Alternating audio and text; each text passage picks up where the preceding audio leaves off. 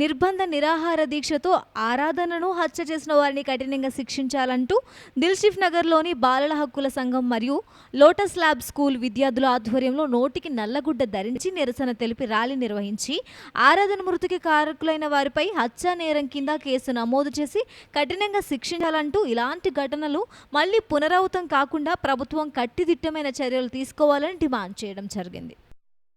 ఈ 68 రోజుల పాటు నిర్బంధంగా ఉపవాసం ఉంచి ఆ అమ్మాయిని ఆరాధన అనే అమ్మాయి సావుకు ఎవరైతే బాధ్యులైనరో ఇది పట్టపగలు జరిగిన పథకం ప్రకారం జరిగిన హత్యేనని బాలల హక్కుల సంఘం చెప్తున్నది.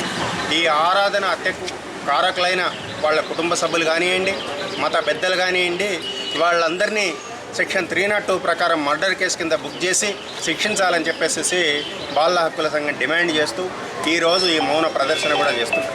అంతేకాకుండా పోలీసులు 304 సెక్షన్ సబ్సెక్షన్ 2 తర్వాత 75 జువెనైల్ జస్టిస్ యాక్ట్ ప్రకారం కేసు నమోదు చేసింది. అది కాదు కేసు నమోదు చేయాల్సింది 302 ప్రకారం కింద ఖచ్చితంగా చేయాలని, అంతవరకు బాలల హక్కుల సంఘం పోరాటం జరుగుతుందని, తర్వాత ఈ మత పెద్దల నుంచి కానీ మరేజంగర్ నుండి బాలల హక్కుల సంఘానికి అనేకమైన బెదిరింపులు వస్తున్నాయి. బెదిరింపులు వచ్చినా కానీ పిల్లల హక్కుల పరిరక్షణలో బాలల హక్కుల సంఘం బెదరదని, పిల్లల హక్కుల సంఘంలో ఎంత ముందుకైనా బాలల హక్కుల సంఘం న్యాయ పోరాటం చేయడానికి సిద్ధంగా ఉన్నదని చెప్తూ ఈ ర్యాలీని కూడా ఈరోజు తీస్తున్నాం. మా పోరాటం అన్నది అన్ని సంఘాలను కలుపుకోవాలి. ఈరోజు మహిళా సమాఖ్య కూడా మహిళా సంఘం కూడా NFIW కూడా కలిసి వచ్చింది. తర్వాత యువజన సంఘాలు కలిసి వచ్చినాయి. అనేక సంఘాలు ఒకటి కలిసి వస్తున్నాయి. వీళ్ళందరినీ కలుపుకొని కూడా మేము మా పోరాటం ముందుకు తీసుకుపోతామని చెప్పేసి ఈ సందర్భంగా చెప్తాం. ఆరాధనది బలవంతపు మరణం. ఏ విధంగా అంటే 68 రోజులు వాళ్ళు ఉపవాస దీక్ష చేయించారు వాళ్ళ లావాదేవీల కోసం. అంటే వాళ్ళ బిజినెస్లో లాభాలు రావాలని చెప్పి అమ్మాయిని పణంగా పెట్టి 68 రోజులు కట్టిన ఉపవాస దీక్ష చేయించారు.